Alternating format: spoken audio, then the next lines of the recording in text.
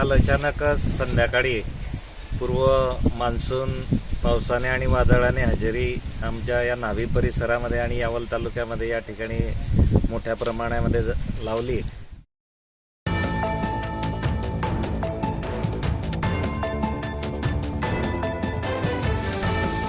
आणि खूप मोठ्या प्रमाणामध्ये शेतकऱ्यांच्या केळीचं नुकसान या ठिकाणी झालेलं आहे।